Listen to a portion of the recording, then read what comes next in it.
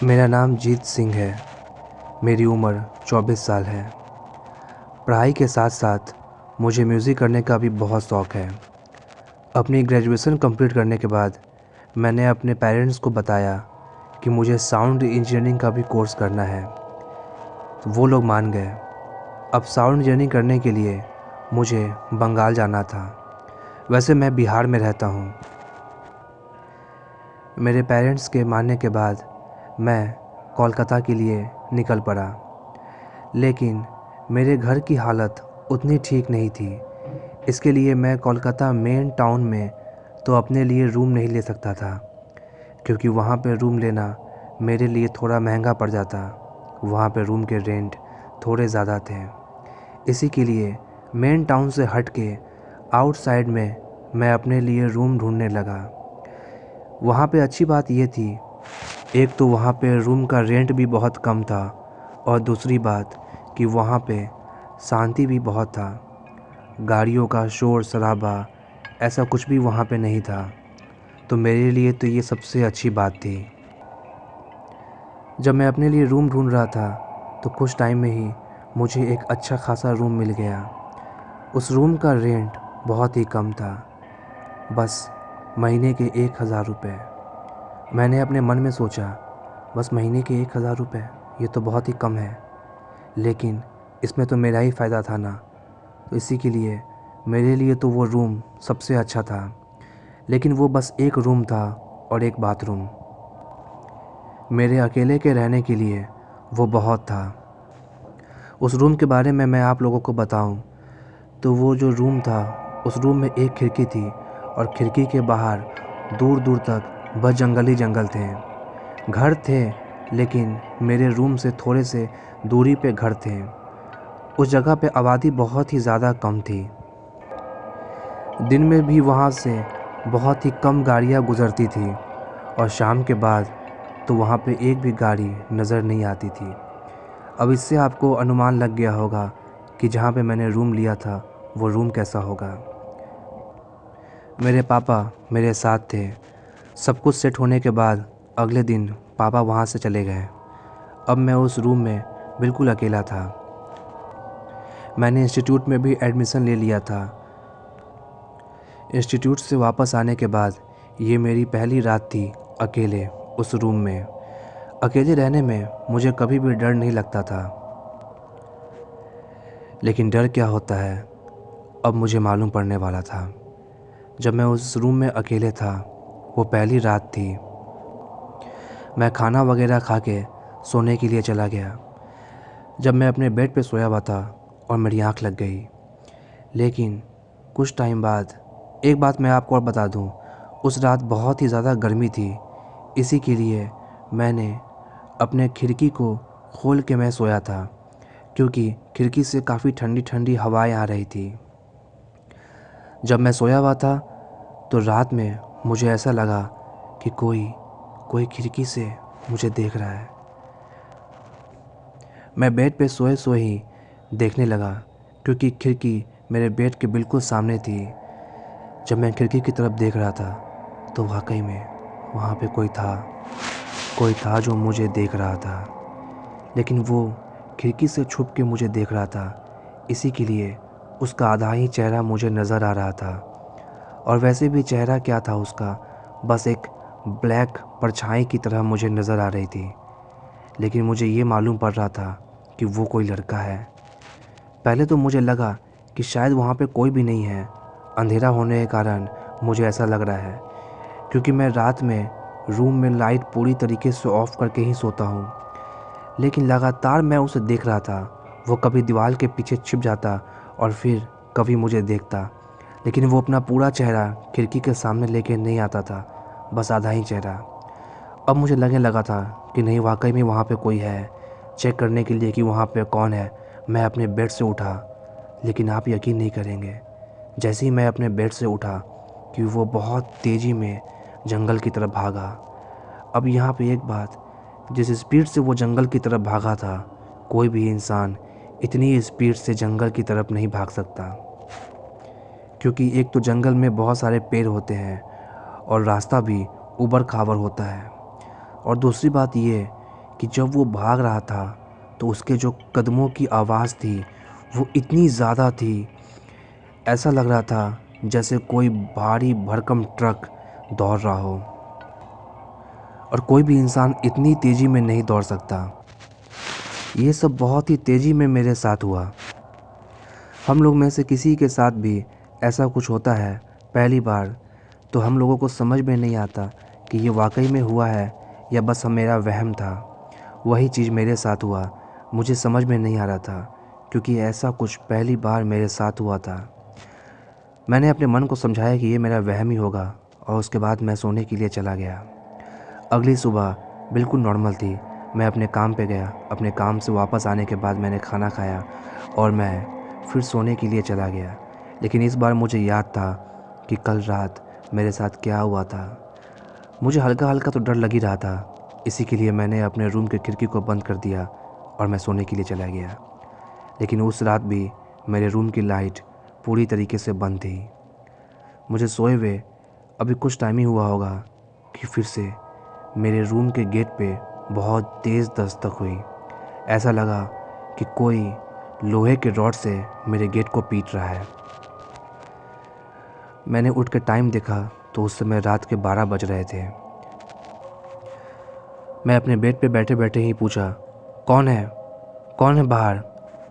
लेकिन बाहर से कोई भी आवाज़ नहीं आ रही थी, बस लगातार कोई गेट को पीटे जा रहा था। मुझे लगा कि शायद मेरे ही मोहल्ला के कोई लोग होगा, उसे मेरी ज़रूरत होगी।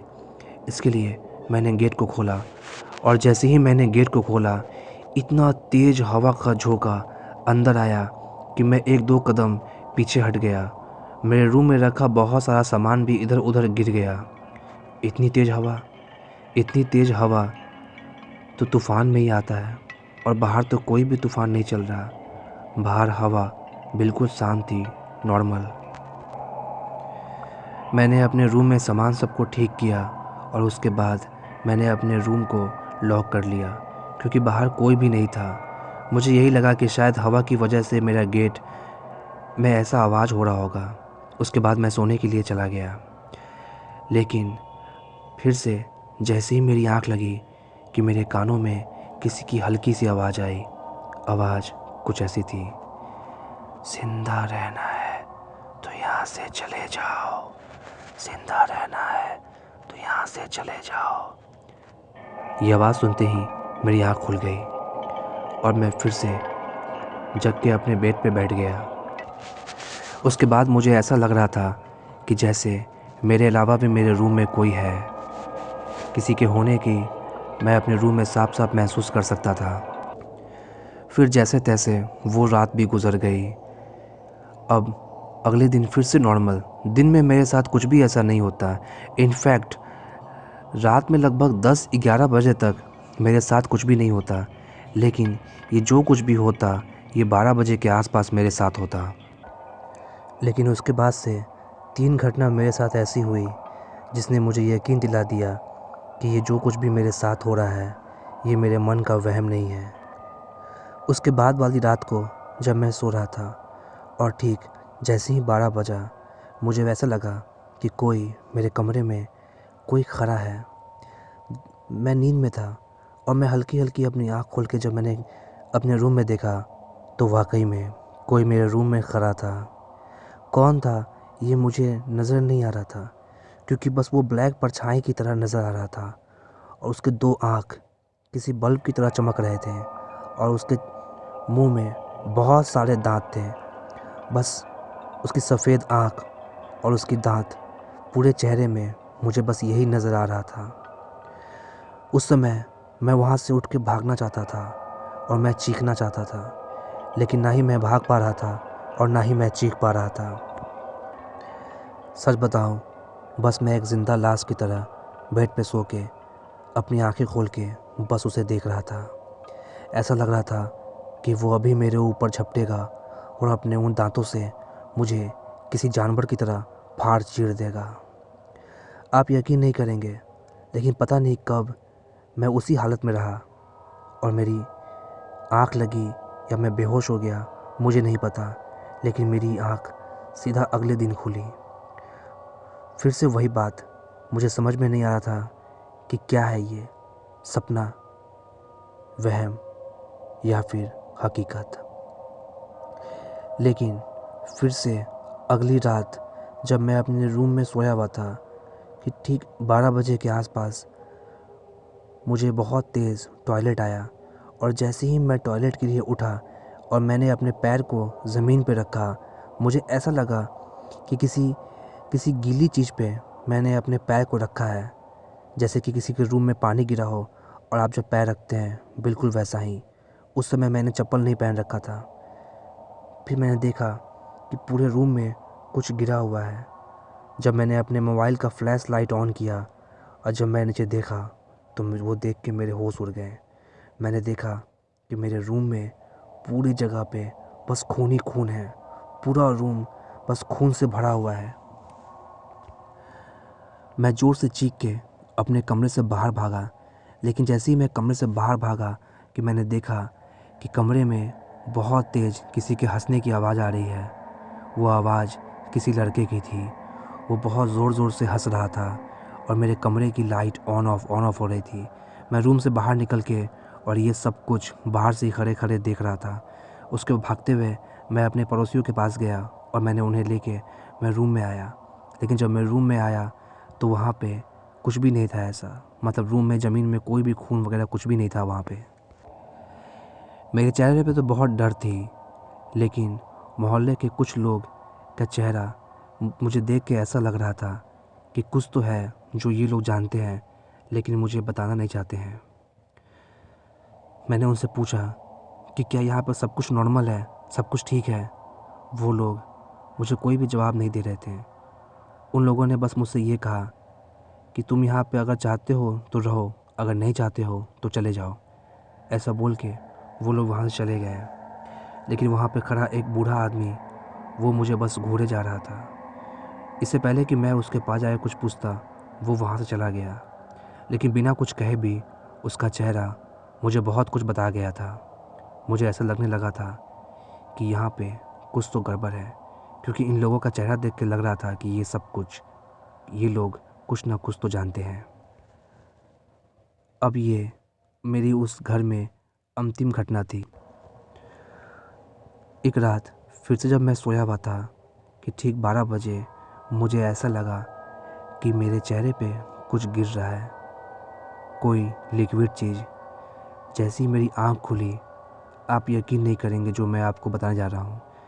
मेरे बेड के जस्ट ऊपर मेरा फ़ैन था, और जैसे ही मैंने अपनी आँख खोली कि मैंने देखा कि मेरे फ़ैन में एक लाश लटक रही है, एक लड़के की लाश। मैं अपने बेड पे सोए सोए उस लाश को देख रहा था और फिर से मेरा बॉडी काम नहीं कर रहा था। मैं बस पूरे पसीने से भीग के मैं कांप रहा था, लेकिन मैं उठ के भाग नहीं पा रहा था। और वो लाश जस्ट मेरे ऊपर अभी हवा में झूल रही थी। उसका गर्दन एक साइड में झुका हुआ था, आंखें बंद थी। मैं लगातार उसके चेहरे को देख रहा था कि तभी उस लाश ने अपनी आंखें खोल दी और उसके चेहरे पे एक मुस्कुराहट आ गई। मैं जितना जोर हो सके उतना जोर लगा रहा था, लेकिन मैं वहाँ से भाग नहीं पा रहा था। लेकिन फिर मैं ज़ोर ज़ोर से मन में ही भगवान का नाम लेने लगा। आप यकीन नहीं करेंगे, ऐसा नाम लेने से मेरे शरीर में ताकत आ गई। मैं किसी तरीके से बेड से नीचे गिरा। अभी भी मैं ठीक से भाग नहीं पा रहा था। मैं बेड से नीचे गिरा और मैं अपने हाथों से घसीटते हुए रूम से बाहर आया, क्योंकि मेरे पैर काम नहीं कर रहे थे। और फिर से रूम के अंदर से वही हंसने की आवाज़ आ रही थी, और इस बार हंसी के साथ साथ कोई ये भी कह रहा था, भाग जाओ यहाँ से अगर ज़िंदा रहना चाहते हो। लेकिन इस बार मैंने मोहल्ले के सभी लोगों का गेट पे दस्तक नहीं दी। इस बार मैंने बस उसी बूढ़े आदमी के गेट पे दस्तक दी जो उस समय मुझे घूर रहा था। मैं उसके पास गया और मेरी डरी हुई हालत देख के वो आदमी मुझे घर के अंदर बुलाया। जो भी मेरे साथ जितना दिन से ये घटना हो रहा है, मैंने इन सभी घटना के बारे में उनको बताया।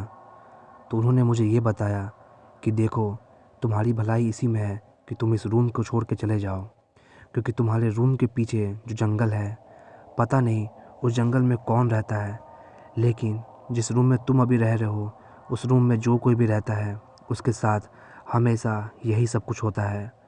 और इसके बाद भी अगर कोई रूम को खाली करके ना जाए तो उसकी मौत हो जाती है। तुमसे पहले कई इंसान की यहाँ पे मौत हो चुकी है। शायद शायद कोई कोई आत्मा या कोई भूत या फिर कोई छलावा उस जंगल में रहता है। हम लोगों को नहीं पता, लेकिन वो हमारे यहाँ हमारे घर पे कभी नहीं आता, बस वो रूम तक ही रहता है। शायद वो उस रूम को ही अपना घर मानता है। उस रात मैं उन दादाजी के पास ही रुका और रात को ही मैंने अपने पेरेंट्स को फ़ोन करके सारी बात बता दी। मैं अपने पेरेंट्स को पहले ही ये सब बात बताना चाहता था, लेकिन मुझे लगा था कि ये तो मेरे मन का वहम है और मेरे पेरेंट्स डर जाएंगे। इसी के लिए मैंने उन लोगों को कोई भी बात नहीं बताई। लेकिन अब तो खैर हद पार हो चुका था, इसके लिए मैंने अपने पेरेंट्स को वहाँ बात बताई। मेरे पेरेंट्स अगली ही सुबह वहाँ पे आ गए। उसके बाद मैंने अपने रूम को चेंज कर दिया। उसके बाद अपनी साउंड इंजीनियरिंग कंप्लीट करने के बाद मैं वापस अपने घर बिहार आ गया। तो दोस्तों ये थी आज की कहानी। और हाँ, आप लोग मुझे सपोर्ट कर रहे हैं, सब्सक्राइब भी करते हैं चैनल को, लेकिन थोड़ा सपोर्ट और कर दें, मुझे बहुत अच्छा लगेगा। और मैं ऐसे ही आप लोगों के लिए वीडियो बना के लाता रहूँगा। तो ठीक है। और हाँ, आप लोग कमेंट ज़रूर करें और मैं मिलता हूँ आपसे अगले वीडियो में। तब तक अपना ख्याल रखें।